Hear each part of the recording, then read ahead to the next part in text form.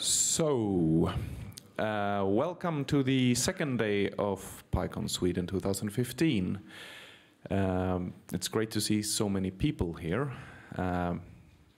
And I would ask you, when you sit down here, to move towards the center, because it's kind of hard for people who arrive later to get a seat, even though there are still free seats in the middle.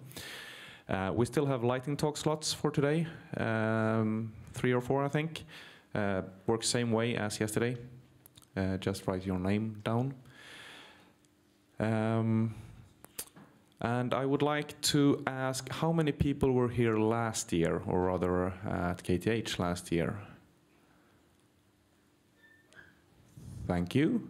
And how many people have traveled how many people are not from Stockholm?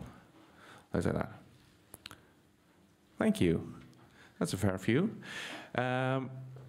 So I don't have much more for today. Everything works just the same it worked yesterday, except that you won't get any free drinks tonight, so you'll have to pay for them. And I'm going to leave the stage for our keynote of today. Kate, welcome.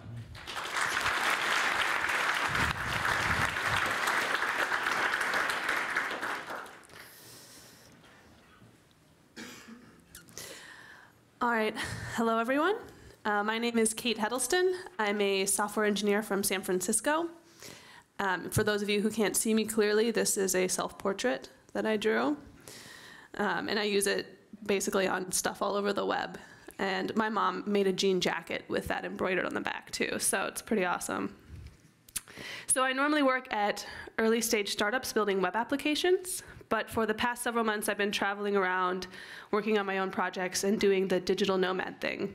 And if you want to know more about me, you can go to kateheddleston.com, where it has pretty much everything you never wanted to know about me, and some blog posts, and you can also follow me on Twitter. So first I'd like to say a huge thanks to Keen.io.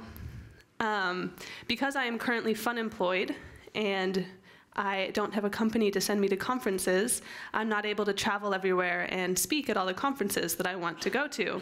So I tweeted about my predicament, and Keen got back to me, and they're like, hey, we would love to pay for you to go to Stockholm, Sweden.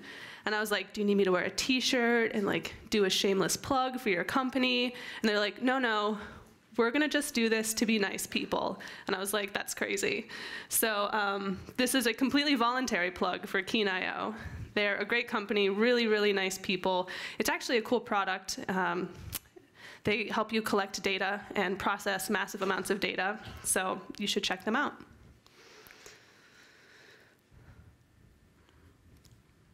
All right, my talk today is on the ethics of being a programmer, something that I think we talk about a little bit too infrequently in the engineering community.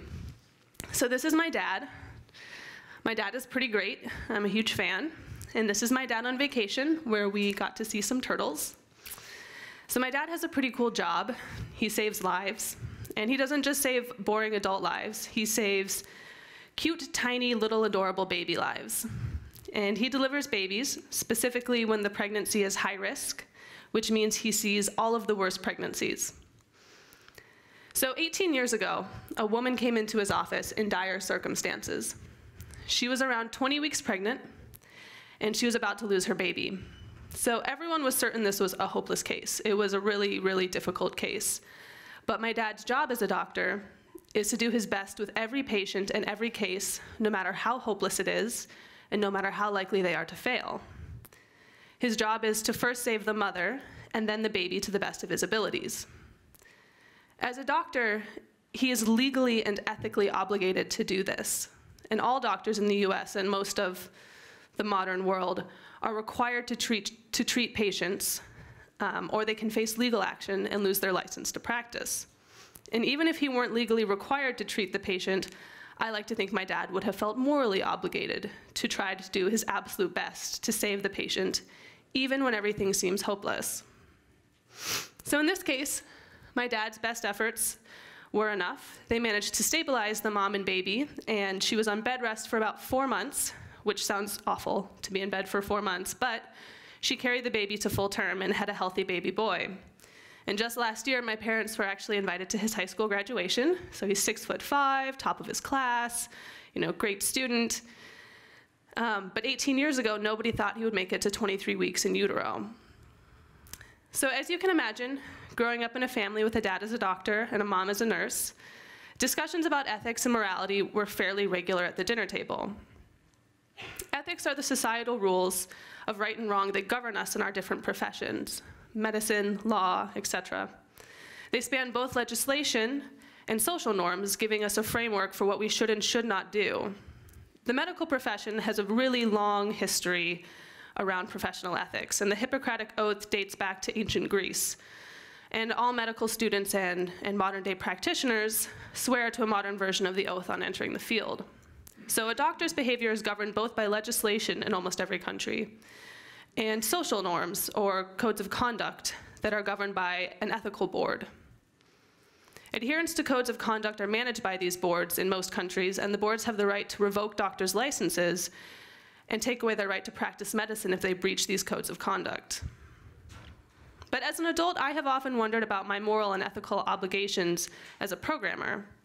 In the 8 years since I started learning programming, it's a topic that I've heard discussed only occasionally. My job could not be more different than my dad's. He works with people and babies, and I work with computers. His coworkers are almost entirely women, and mine are almost entirely men, although that's changing. And the only thing we really have in common is that we're both on call sometimes, except that when he gets called in, he saves tiny baby lives, and when I get called in, I save servers. And one of those two things is more important than the other. But while my dad has an impact on one life at a time, the things that I build and work on have the ability to touch thousands, millions, or billions of people's lives. I believe very, very strongly that the power to affect the lives of so many people should come with a strong sense of ethical obligation to the users whose lives are affected by the software that we build today. So today I'm going to talk about ethics in for computer programmers in the modern world.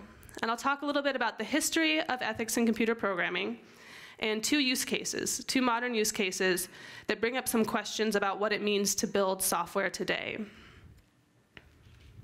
All right, the history of ethics in computer programming. So, as long as there have been scientists and inventors, there have been philosophers discussing the ethical implications of what we create. Science cares about what we can do, what we are capable of doing, whereas philosophy deals with what we should do. Because of this, many of the world's most famous scientists and mathematicians are also our most famous philosophers. Plato, Aristotle, Sir Isaac Newton, Sir Francis Drake, Albert Einstein, and Stephen Hawking are some of the greatest scientific and philosophical minds throughout history. Einstein in particular is very quotable, and sometimes I like to read his inspirational quotes online. So he says things like, "The world is a dangerous place to live, not because of the people who are evil, but because of the people who don't do anything about it." Stephen Hawking, a great physicist, is also a great philosopher and has a lot of comments on the ethical use of science today. "We are in danger of destroying ourselves by our greed and stupidity. We cannot remain looking inward at ourselves on a small and increasingly polluted and overcrowded planet." So discussions about ethics in computer programming specifically started during World War II with a guy named Norbert Wiener, an MIT professor. So during World War II, Wiener was in charge of automating the aiming and firing of anti-aircraft guns.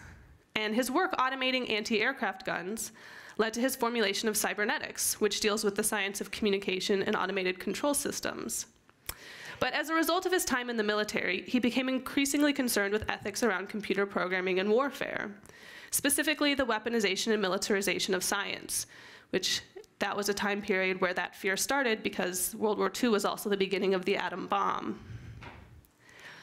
Post-World War II, Norbert Wiener refused all government funding and would not work on any military projects. He wrote several books that were the foundations of a separate set of ethics in regard to computers and computer programs. Moving forward in time, the 60s and 70s were really important decades in regards to ethics in computer programming. The beginning of modern computing happened around that time, or modern computer programs, the way that we think about them now, started in earnest around the 60s. So in 1966, Joseph Weizenbaum built the first computer program that did natural language processing. acting as a psychotherapist with users. And that program was called ELIZA. The 60s also saw the very first computer crime. A man stopped his bank account from being flagged as overdrawn so that he could continue withdrawing money even though the account was negative in dollars. And there was no legislation at the time to make this illegal because cybercrime didn't exist before that.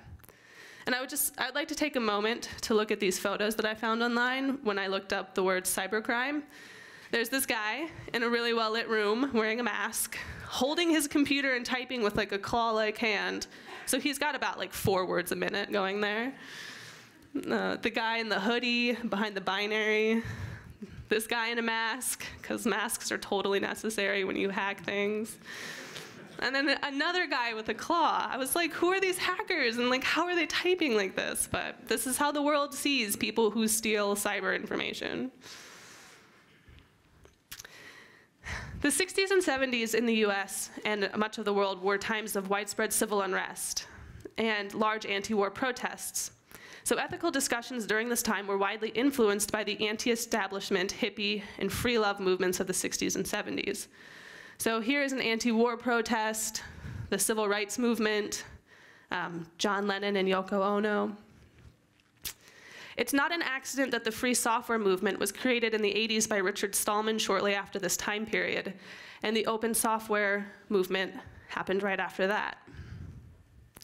Ethics in computer programming have historically centered largely around freedom of speech, user agency, and privacy. So freedom of speech is focused on the right to freely criticize the government or large institutions without fear of retribution.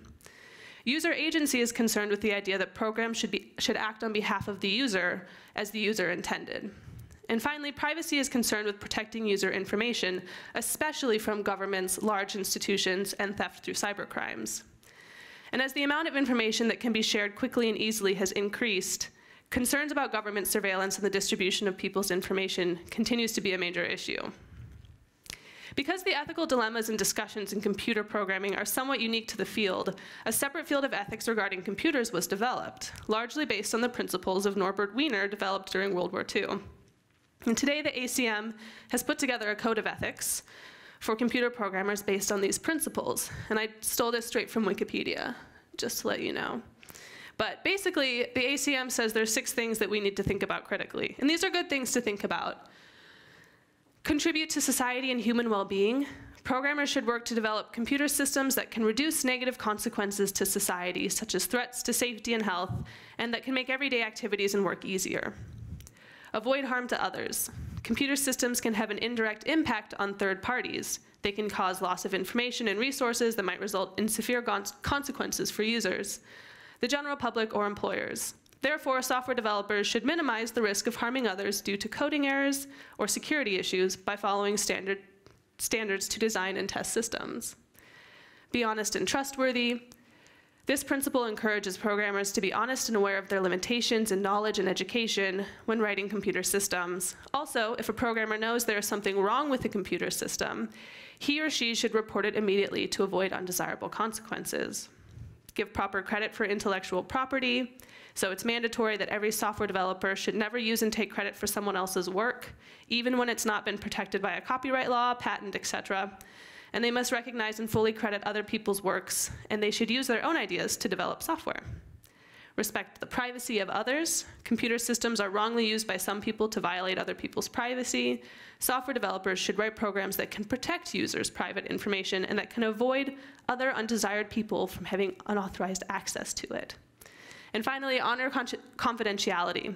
Unless required by law or any other ethical guideline, a programmer must keep secret any additional information related to his or her employer that arises from working on a project. Okay, so those are nice, but they're kind of vague. They're not necessarily that specific to programming, nor do I think that they are a complete list of ethics that we need to think about today. So what does it mean in reference to the new software that we're building in modern times, like social networks, government spying software, virtual reality software? Programming is more powerful than ever. We can build massively scalable systems faster than any time previously in history. The internet is pervasive throughout most of the world, and I really liked that picture, making it possible for billions of people to access content and information that never could have been accessed before. Even in countries with government censorship, people have access to information in ways that programmers from the 60s and 70s could only dream of. And we can still build much, much faster than governments can legislate. So as a result, the governments are behind. And as always, illegal and immoral enterprises are on the forefront of innovation with every technology. So programmers and software engineers do have a set of unstated ethical beliefs that we follow. Most of the open source software community defends free speech, privacy, user agency, and the equality of information. The recent battles over net neutrality are an example of a belief that is widely held by the programming community that isn't necessarily held by the commercial community. The idea that information should be treated equally on the internet. So businesses are battling to try to get legislation passed to have tiered information systems so they can make more money. But our communities largely believe that information should be treated equally. Additionally, we programmers have incredible amounts of freedom at our jobs. Within our community, we may understand what other people do, but the knowledge that the average person has about what engineers do today is woefully inadequate for the modern world. Even the NSA, America's government organization that is supposed to understand how computers work, let contract engineers like Edward Snowden and 1,000 others have system administrator privileges without monitoring any of their activities. So that's a big whoopsie on their part. But engineers are often allowed to be the demigods of the systems that they create and maintain. And we're given the power to code into our products the laws that govern our users and our small corners of the internet. So governments and legislation are left behind, working to catch up with new technology that is invented and each new web application that changes how people interact. And then, even as modern legislation catches up, enforcing that legislation is incredibly difficult. So in other words, there is no strong legal enforcement of ethical behavior among software engineers or users of new technologies. And since software engineers don't have a strong governing body, like medicine and law, enforcing ethical programming practices is difficult and extremely rare. We do not have the medical field's equivalent of a medical board, nor do we have the concept of being legally obligated to treat a patient who walks through the door. Because of this, engineers have very little to almost no oversight. We don't really answer to anyone except ourselves. I will say this, given the immense amount of freedom that we have and the power that we have to build new technologies, we're a relatively benevolent community. The world could be way, way worse than it is. But for the most part, engineers have done a pretty good job of self-regulating. But as the creators of the rules of the internet, we need to be more diligent than we currently are.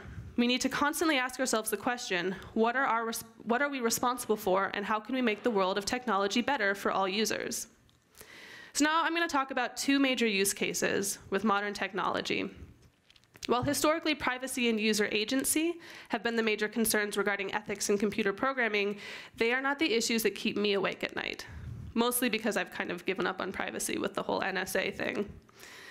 The internet is an incredible venue for the dissemination of information and ideas, but it is also a cesspool for some of the worst ideas that humans have to offer.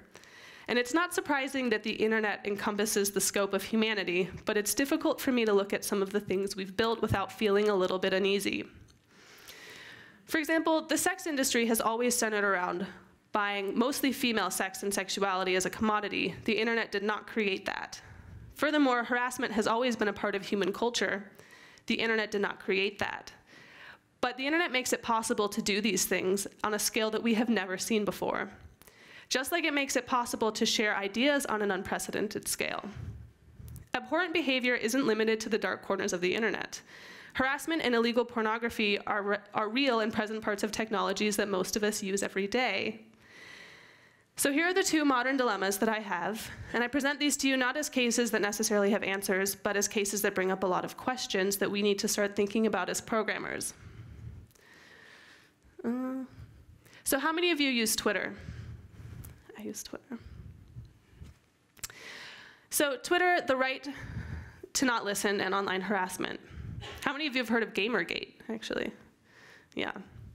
So Twitter is a haven for online harassment. And while many people experience harassment on the internet these days, either through social media or gaming, recent targets of mass harassment on Twitter have largely been women. So regardless of your opinions about Gamergate, whatever the debates are, I don't even know them in depth, a huge amount of harassment has happened specifically through Twitter in regards to it. And Anita Sarkeesian, Brianna Wu, and Zoe Quinn are 3 women who ended up at the center of this whole Gamergate fiasco. They have @reply tweet streams that read like horribly misspelled nightmares. And when I was putting this talk together, I actually went to Anita Sarkeesian's @reply field, and so I searched for people who had tweeted at her. And I'm not gonna I didn't put the search terms up there because I wanted to abide by the code of conduct, and also you can fill them in yourself, but it was, derogatory word for a woman, derogatory word for a woman, derogatory word for a woman, violent act of sexual aggression. And what I found was really horribly disturbing. Things that have been tweeted recently, and it's all still there. I mean, you can go look it up on the internet, and this is their reality on Twitter. And I found a Vine video as I was searching through that was literally pornography that someone had posted.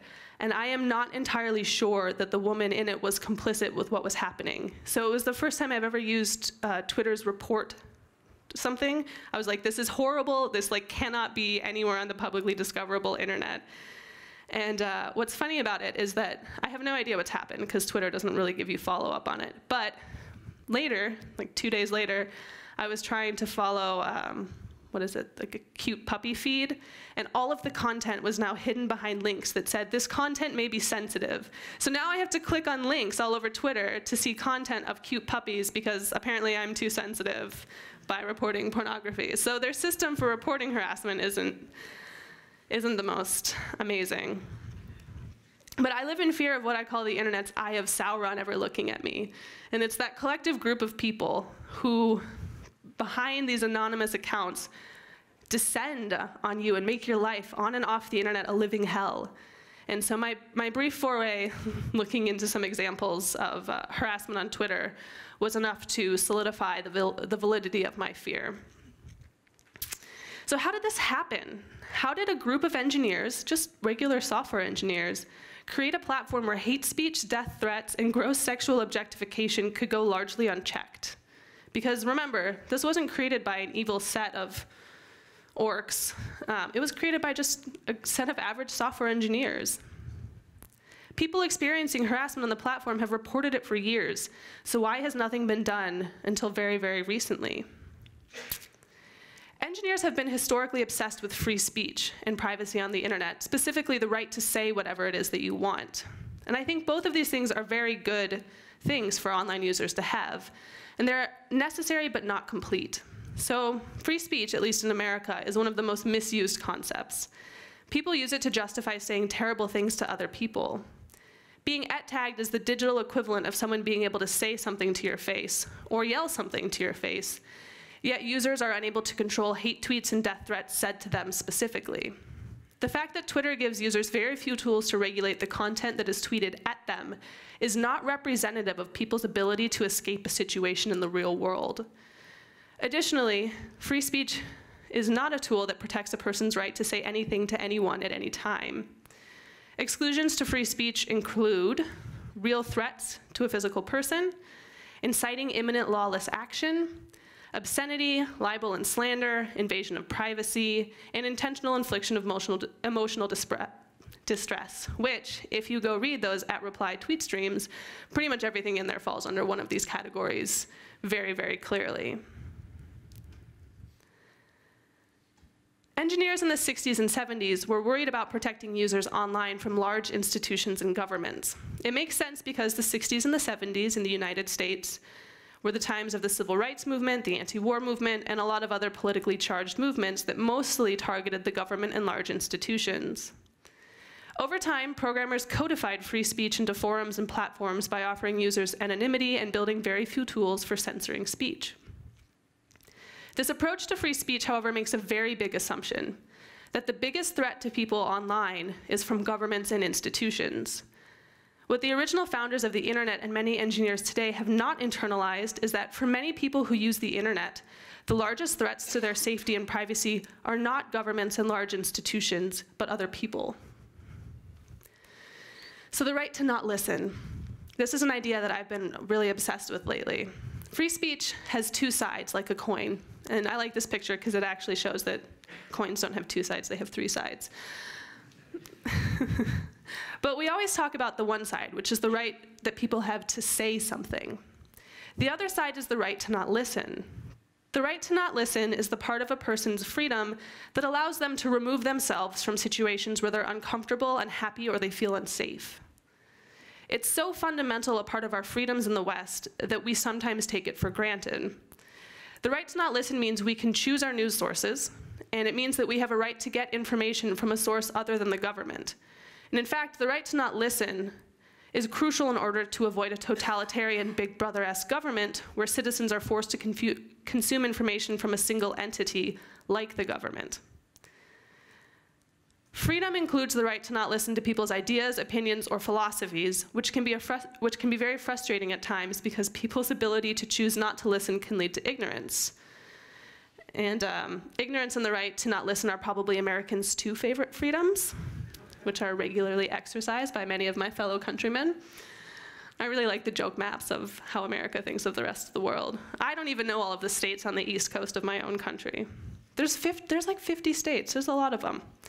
Anyways, historically, the right to not listen has been talked about very little, probably because until the internet, ideas and information were not prolific enough that people would need to escape them. Additionally, when governments abused power, it was much easier and more efficient for them to silence speech than it was to cut off people's channels to listen. The right to not listen is only relevant in situations where there is an inundation of uncontrollable and inescapable information. Welcome to our modern world. Software engineers and programmers have been so focused on freedom of speech and privacy that they forgot one of the fundamental freedoms that we enjoy in the real world. We've given so much power to anonymity and free speech that hordes of people can band together online to attack and harass individuals who have little or no recourse to fight back. And what worries me most about this situation is that building tools to fight this kind of gross online harassment is very, very possible. So, a classic example, not specifically with harassment, but fighting the inundation of information, is email. Email is an example of a technology that had a similar problem very early on. Without spam filters, there's a really good chance that email would never have become a ubiquitous technology. By the end of the year, it's estimated that 2.6 billion people worldwide will use email as a communication tool in some form. Something like between 60 to 80% of email is spam, which means that every day billions and billions of emails, or spam emails, are sent to people. Email uses a lot of different techniques to detect spam, the most famous of which is the Bayesian filtering. But they actually check for spam at all levels. So they filter it in your inbox, but they're also checking for servers that are blasting out emails. I mean, there's many, many tiers to fight spam. And engineers have been working on honing these spam filters since they were first created in about 1996, which is shortly after the web became commercialized. These systems are by no means perfect. So sometimes when you sign up for a new site, you have to go check your spam folder for the invite email. But most people would prefer that to the inundation of email they would get if there weren't spam filters. So if email is possible with really aggressive spam filters, then why has Twitter built a platform that has no accountability for what people say? Dick Costolo, Twitter's CEO, recently admitted in a company-wide memo, "We suck at dealing with abuse and trolls on the platform, and we've sucked for years." So Twitter did just roll out a new suite of anti-harassment tools that mostly improve people's ability to report harassment on Twitter and to the police. But it doesn't actually address many people's issues with the way that Twitter deals with harassment once it's already been reported. And I was searching through the @reply field for feminist frequency, and I went to see how many of those accounts still existed. And they're all still up, even ones that have issued death threats and said some of the horrible things. A lot of them are still up and active. So people don't get kicked off Twitter very frequently. They're also trying to track serial trolls through phone numbers and emails, which is problematic since Twitter doesn't require a phone number or email to create an account. And Twitter's efforts to me seem like very little, very late. What worries me about harassment on Twitter and what keeps me up at night is this feeling that I get that if the problem mattered more to the engineers at Twitter, it would already be solved. Because if any of them had experienced the hordes of people descending on them, sending rape threats, death threats, publishing private information about themselves and their families, there would have been more urgency in solving this issue. And what worries me about this is that serious problems with the platforms that we build are not being addressed because engineers don't feel like solving them. And this lack of urgency might come from several places. It could come from engineers not fully understanding the magnitude of the problem for users. It could come from businesses focusing their time on more lucrative projects, or people not tackling these issues because there doesn't seem to be an easy solution, which for most of the things we build today, there isn't really an easy solution anyways. But I don't think that these excuses are good enough. And to be clear, I don't think that programmers at Twitter are evil, nor do I think that the leaders and executives at Twitter should be vilified and condemned above all others. I think that we as a community need to talk about our ethical responsibilities when building software so that we have standards of behavior, so that we can encourage our peers in the community to address problems with their software because we have an understanding of what it means to be responsible to our users. Without an ongoing discussion about these things, how can we expect engineers to have any sort of common understanding about what it means to be an ethical programmer? So I ask everyone here today, is it our responsibility to fix harassment on software platforms that we create? And is it the responsibility of the company and its engineering team, from an ethical perspective, to address these types of problems? Is this the engineer's equivalent of a patient walking into the ER with a serious medical issue about to lose her baby? And when someone on a platform that we helped build and are responsible for maintaining is being hurt by other people on our platform, through our platform, are we ethically obligated to do everything in our power to fix it, even if it's really hard, and even if we might fail? All right, the second use case I'm going to talk about is Snapchat, and who is responsible for policing illegal images on the web. How many of you use Snapchat? Less? Yeah, I don't really get it. People can like send each other pictures. All my friends send me pictures of like birds. So if you thought talking about online harassment and death threats was depressing, let's move on to the more depressing of the two cases I have today. Image sharing is one of the biggest uses of the internet, and mostly people share pictures of cute animals, major life events, or their face in the bathroom mirror over and over again. And even though we don't see it unless we're looking, we all know that the web is used to share images that are of a less than wholesome nature. But the content that's worrisome isn't legal consensual pornography. That is its own industry, but it's legal. In the world of non-consensual pornography and images of violent crimes, there's a major issue of those being shared on the internet. And non-consensual pornography includes pornographic images shared without the person's consent, like the leak about a year ago of a bunch of celebrities' photos from their phones. And a subset of non-consensual pornography is child pornography, because children are unable to consent. When Snapchat came out, pretty much all of us were like, yep, that is an application for sexting, which for anyone who's not familiar with that word is a combination of sex and texting. In 2013, the Montreal police did the first major round of arrests for distribution of child porn from Snapchat. So it was actually boys in school were coercing underage female classmates into sending them sexual photos, then taking screenshots of the photos and sharing them with friends. The application, Snapchat, promises that the photos will be deleted once seen, but users, like this set of teenage girls, were unaware that other people could take screenshots while viewing the photos. And as more people have started using Snapchat, entire underground networks for pornography have cropped up. Again, pretty much unsurprisingly, that's true with Google and almost all of the other technologies out there. And most of these channels are legal, but a certain percentage of these porn networks prey on the multitude of users under the age of 18 who use the application. Snapchat has unsurprisingly distanced itself from being liable for the content that is shared between users. They also somehow managed to get out of being responsible for the massive security breach, where over 200,000 photos from users were leaked, an event called the snapping.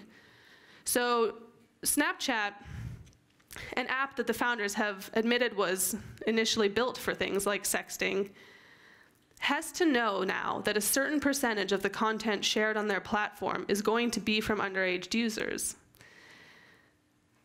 Given that there are also very powerful image processing algorithms that exist today, it's by no means impossible to identify accounts that are potentially sending or soliciting pornography. So the question here is that, who is responsible for policing Snapchat? Is Snapchat responsible for policing child pornography on their own application? Or is monitoring the images of users a gross violation of their privacy? And furthermore, when a child porn ring is discovered, is Snapchat responsible for shutting it down, or do the police have to get involved before anything happens? And so personally, I actually don't know the answer to this one. I certainly don't like the idea of people snooping on my photos, but then again, snooping on photos is how you find a lot of the illegal activity that's going on online. Progress. Okay, so the world is not without progress. We've been building these new platforms, technologies, and social networks. But despite some of the graver things that I have talked about today, I'm actually fairly hopeful about the future of digital technology. Software engineers are some of my favorite people, and Python programmers are some of my favorite software engineers. And there are things that people are doing to fight online harassment and child pornography that are really amazing. So rather than end on a depressing note, I thought I would tell you about some of the good things that people are doing in the world so that we can end on an uplifting note. How many of you have heard of the computer program called Sweetie? Anyone? A handful of people? It's this really cool program built by a group in Denmark. So it's a very real-life simulation of a little girl, a 9-year-old girl, but it's a computer program, and it's used to catch online pedophiles. So it was built by a group out of Denmark, and during a 10-week sting, Sweetie was approached by 20,000 people online. They were able to get identifiable information on about 1,000 of them, which they sent to the local governments. And just recently it led to the first conviction in Australia. So this is a computer program that can start to tackle some of the underground rings for child pornography on the internet. Additionally, police have been using new image processing algorithms, specifically one called Artemis, that's used to detect flesh-colored photos, to find child pornography on suspects' computers. So they can actually plug in USB drives that will pull up all potential images on a computer rather than having to search through it. So when they have a suspect in custody now, it can take them minutes to figure out if there's any illegal content on their computer as opposed to days. They've started combining this image processing algorithm with a supercomputer called Jaguar, which actually got recently upgraded to something else, to try to start searching the web for these types of images, specifically targeting content that's shared through peer-to-peer sharing programs like BitTorrent. Randy Harper, aka FreeBSD Girl, is a software engineer working to build an open source suite of anti-harassment tools that people can use to protect their online presence on Twitter and other sites. Specifically, it's come out of the harassment against women, minorities, and transgender people on Twitter, but the tools are open source. They can be used by anyone. And finally, programming communities, especially the Python community, and so that's Lynn Root and that's Guido, by the way. And Lynn runs PyLadies SF, and she actually works for Spotify. So they're working to be more inclusive and diverse. And while it might seem tangential, diversity in engineering, the more people we have working as software engineers and the more diverse the people who are working as software engineers, the more problems we can understand and address within our user bases. The early engineers at Twitter might not have understood the magnitude of the harassment experienced by women and minorities on their site, and having more engineers who are female or racially diverse can help engineering teams empathize with a wider range of users and their problems. So to sum this all up, we as software programmers have an amazing superpower. And our skill sets give us the ability to take reality and change it from what it is into what it will be. And we get to drive the plot line forward for digital technology. So my dad's superpower is the ability to save lives, which is pretty cool. Our superpower is the ability to shape the future of technology, and more importantly, the quality of people's increasingly digital lives. So with that in mind, we need to ask ourselves the question, what are we responsible for? If a user comes in and says they've been harassed and threatened on a platform we've built, are we responsible for fixing it? And if people are using our products to share illegal images, are we responsible for changing that? Most of us don't work on products like Snapchat or Twitter, but I believe at some point in our careers, most of us will run into an ethical dilemma regarding the products that we work on, either around security, privacy, harassment, whatever it might be. And we need to be prepared to make the best possible decision when we're faced with these ethical dilemmas. Unfortunately, unlike real-life superheroes, we're not the only ones with our power. We're part of a much larger community, so we don't need to rely on the heroic actions of an individual to save the future of technology. Instead, changing the world for the better will rely on the collective small actions of many people. In other words, it's more imperative than ever that programming communities, like the Python community, talk about programmers' ethical responsibilities. Because without a collective understanding of our responsibilities when building and distributing software, we can't hope to regulate ourselves. So this collective understanding requires an ongoing discussion and evaluation of what it means to be an ethical programmer. And that's all I have today. So if you've got questions, you can ask them now. Yeah, or you can tweet them at me, or you can ask them afterwards if you don't want to get on a microphone in front of everyone.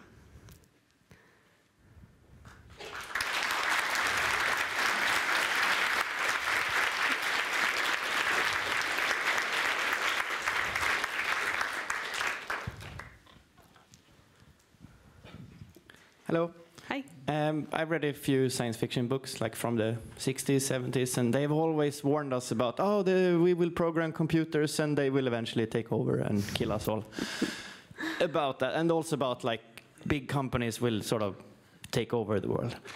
But I haven't read any science fiction book at all about, oh yeah, and angry humans will send threats and be annoying to us all. Like, have you read any like that? Like, is there any inspiration from science fiction about this kind of problem that you describe? No, I haven't read any good science fiction books about that, actually. Probably because it's really depressing. It's like, hey, all these people are being really terrible and attacking each other, and like. But it also feels like no one predicted this. Like, oops, like. Any zombie movie? Ah, okay. Yeah. Zombie movies. Yeah, I don't know. I mean, largely like the discourse around these things they've been focused more on like wars and institutions, but also, I mean, think about it. A lot of these bad things happen to minority groups who haven't historically had very loud voices. So like it's a relatively new thing for us to hear and read stories from women's perspectives, women have been experiencing this for thousands of years across many different races. And so yeah, I think that. So it's actually kind of old story, just in a new form. Yeah, well, I mean, the perspective of most of the stories, the science fiction that have been written, is from kind of the same perspective over and over again. And so as more people start to write and share, hopefully we'll get some cool science fiction stories about these types of things. And how to solve them. That's what I'm looking for. Yeah, and how to solve them. Yeah. Over here. Hello. Oh. I mean, wonderful talk. I think this is a really important subject, the program ethics that you discussed, but aren't those basically a reiteration of the hacker ethics that, for example, Stallman, who you mentioned, were proponents of? So basically, we had something like that. Why do you think it didn't catch on? I mean, I actually do think it has caught on. Like I said, I think that the software engineering communities are some of the most ethical, self-regulating communities, because we could have built horrible, horrible stuff by now. And we largely haven't. There's some problems with the things we've built, but there's problems with everything. I think that there's been a bit of a lull in talking about them. So, you know, the world, I don't know. As the internet's exploded, it's kind of we've been focused so much on building new technologies that I think we need to stop and ask ourselves, should we be building these things? I think we just need to reframe them. You know, none of the stuff I'm saying is new. People have thought this before. There's a really rich history of talking about ethics in computer programming. I'm not saying anything revolutionary. It's just we should continue to ask questions, the same questions, in regards to new technologies. Like, hey, we built this new thing. Let's ask that same question. Should we have built that new thing? Like, are we doing everything we can to make sure that our users have agency and privacy and the right to like escape horrible things and say the things that they want to say? And so I think it's going to be constant. Like, we're never going to get to sit back. I don't know if that makes sense. I don't know where the microphones are. I'm over here to the left, or to your right. What's your view on fraud detection system that takes decisions on a user's credibility on actions that may not be apparent to the user? Yeah, that's a tough one, right? Because we're really concerned with privacy. So detecting fraud or illegal activity by monitoring users' content, it seems really iffy. I was talking to some people yesterday about how the idea of privacy is a complete and total illusion. So, you know, how many people at their work have either in the past or currently they have access to like all of the users' information on the site? Yeah, like messages, like tons of things that should totally be private that we have access to. So I think we have this illusion of privacy. Furthermore, governments can actually get any information they need about you. So if you post something through your phone, that links directly back to you. And it's really, really difficult to have any sort of genuine privacy, which means that the only people who don't know or can't find something out about another user is another individual. We only have privacy from each other, not from the people running the site and not from governments and institutions. So I think that people reject the idea of monitoring content on applications, but I kind of think it's a good idea because privacy is already an illusion. So maybe we should be looking for the bad things, or maybe we should be trying to create platforms where governments can't get at that information and no one is monitoring anything. I don't really know. So we could go one of two directions, but privacy is a total lie right now. Okay, thanks for a very inspiring talk. You mentioned the Hippocratic Oath that's used for doctors and nurses in healthcare, and also these principles from ACM about ethics. So one question is, are there more examples? I think that's a type of rather short, descriptive lists of things we should think about, which could be good to start people thinking about it. The other question is, as part of basic curriculum at universities, I assume that in the medical professions, there's at least some sort of course or discussion on ethics. And I'm a civil engineer, and we never discussed ethical issues in our education. I think that could be an option. So just interesting to hear what you think about that. So. Mm-hmm. Yeah, I mean, I do think it should be part of our education. In college, there was one class that was on ethics, and I kind of missed it. And so it should definitely be more pervasive. I mean, I think an interesting question, too, is governing bodies, right? So for doctors and lawyers and anything where ethical breaches can really harm people, they have a governing body, which we don't have. So that's an interesting thought. Like, what would a kind of a third-party governing body look like for engineers? One that's like, hey, nope, you guys really need to be doing these things on your platform. Like, it's not okay to just like not encrypt anything on your site. Or, I mean, I don't know. So yeah, I think there's a lot of stuff that we can do, either by setting up ethics, adding it to our education, creating kind of ad hoc governing bodies. I mean, when you go to a conference, we already have one. There's a code of conduct, and you can be kicked out if you breach it. So we do these things as humans fairly regularly. We just don't have a lot for the actual regulation of the software that we build.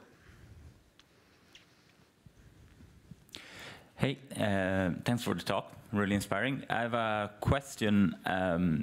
Do you see any connection between the problem you presented and the economical model that most of software engineers spend their daily life in? Because it strike me as often startup culture is kind of trumps over ethics.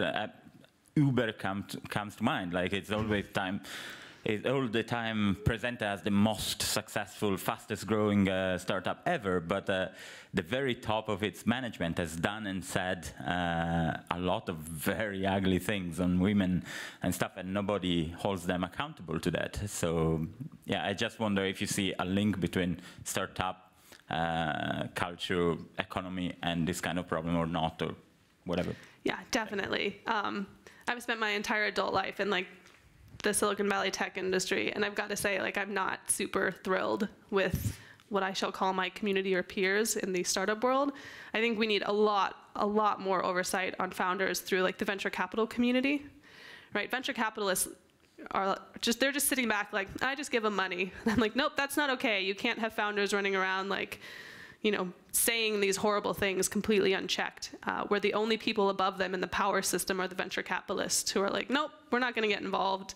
And it's a massive problem, right? Because there's a lot of greed and a lot of self-centeredness. And they're just allowed to get away with it. And so I think partially we can start to call them out on it as a community, which I actually do think the engineering community does a decent job of. So I know more software engineers who are like, I'm not gonna work for Uber because I think that they're an unethical organization, which is a powerful statement because engineers are hugely in demand. So we do have some power as a community to say, like, we think that what you're doing is really bad, and we're not on board with it. But I think that Silicon Valley and the tech industry has a lot of, there's just a lot of junk that they need to work on. Who knows if they ever will, though? They've got a bunch of money. Yeah. Okay, so I had a question before. I wasn't sure if I was gonna ask it, but continuing on what you said now. It seems that this hate on Twitter and Facebook, social media, comes from all places, from the guy in the basement to a successful business owner. So this is an inherent human property, I guess. I mean, it can come from anywhere. It's not like predictable.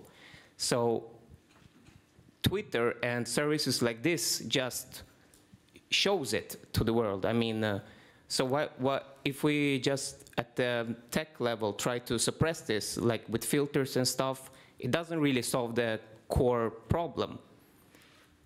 But instead, like, isn't it good that all of these messages, hateful, are like public, so you can expose the biggest haters? And you know what I mean? Yeah, I mean, it's a good question, right? Like, now they have information out there where we can collectively judge them. But I think that social pressure, so what you're talking about is basically social regulation. And it's a really important part of human communities.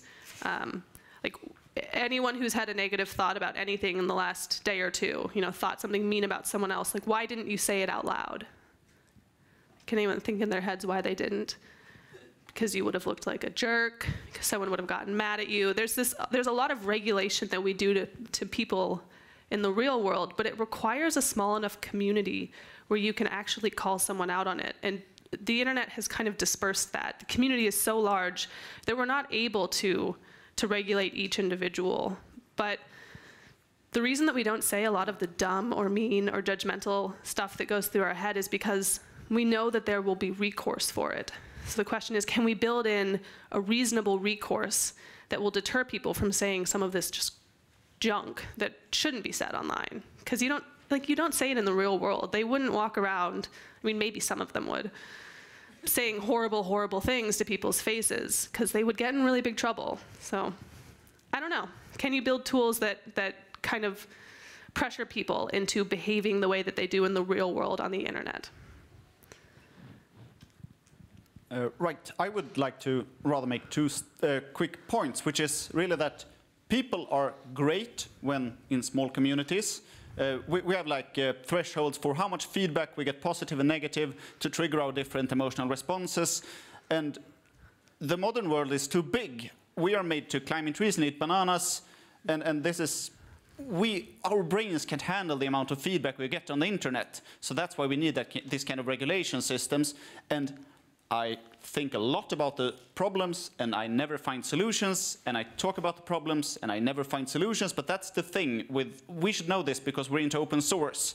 We bang our heads at a problem for years. Perhaps the Twitter's engineers really have tried, but they haven't come up with a good solution. So that is why we as a community need to think about these problems, because maybe someone somewhere has a great idea that will solve the, or not solve, but alleviate the problem with filtering content without restricting free speech too much. So even if we don't find solutions, it's important that we talk about this stuff. What's really what I wanted to say. Okay. Yeah, isn't anonymity one of the biggest issues? I mean, if we didn't have that, would the social pressure and regulatory functions actually function? Yeah, that's a good question. Although most of the accounts that I looked at that were harassing people, just kind of anecdotally, they were all very much that person's persona. It had all of their information linked. It was them. They weren't doing it behind the guise of anonymity. So I think that yes, anonymity has its issues that it creates, but I also think that people are doing this as themselves on the internet because there's largely no repercussions. You know, the community is too large, and the scope that you can say things on is too large, and so we can't go around kind of individually policing each other the way that we do in the real world. So. So I have a question.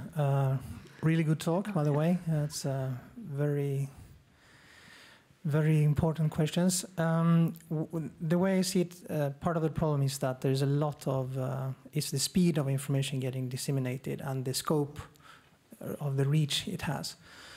At the same time, we're trying to, I mean, what are your thoughts on fixing this in a very general sense? Because there's this social part that has nothing to do with technology.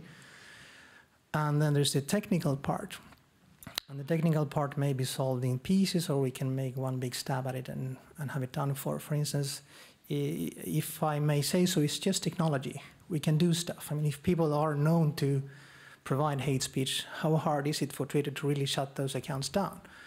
And there's all these morality questions being asked about it. But we have a sort of fairly common set of morals, at least in the Western world. What are your thoughts on, I would say especially intrigued by your comment that if these people were understanding the scope of the problem, or if it affected them personally, things would be happening a lot faster. But would it make sense to divide the problem into smaller pieces, one piece at a time? Because we're not trying to fix humanity or morality issues, we're trying to fix the dissemination perhaps of this and the scope of the reach. Mm-hmm. Yeah, I mean, I think that there's a lot of stuff we can do. We're really iterative normally with technology, but people seem to be scared to try things, especially things that they think might inhibit free speech. Part of it, you can just give users more control, right? So in email, I'm able to build filters, right? So like, theoretically, if someone started emailing me a bunch of just horrible things, I would go and I would create a Gmail email filter that was like, if it has these words, like put it in this box, so I can kind of like, you know, scroll through and see if there's any false positives, but I can filter it. And so for Twitter, why not give people control over their @reply streams? Like, I feel like I should be able to regulate what's said to me, at least, so that I'm able to take a look at it, to auto-report it en masse, to say like, hey, look, all of these should be reported at once with one click of a button, instead of having to go through all of these like hateful things said to you and report them one at a time. Yeah, and just basically, you should have the right to control what's said to you.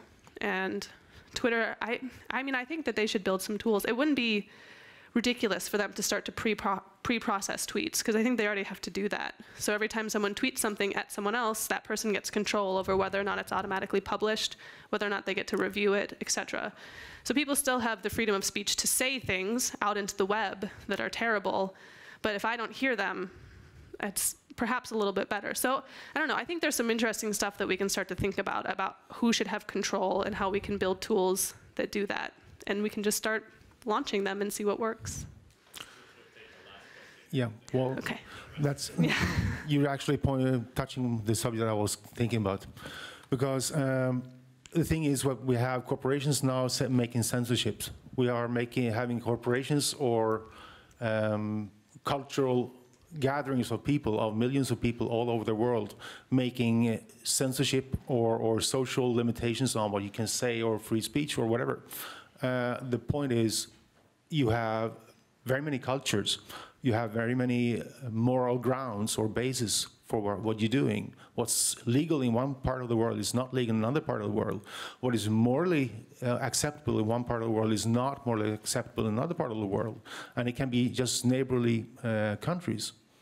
And on a technical level, completely normal Swedish words are derogative in English.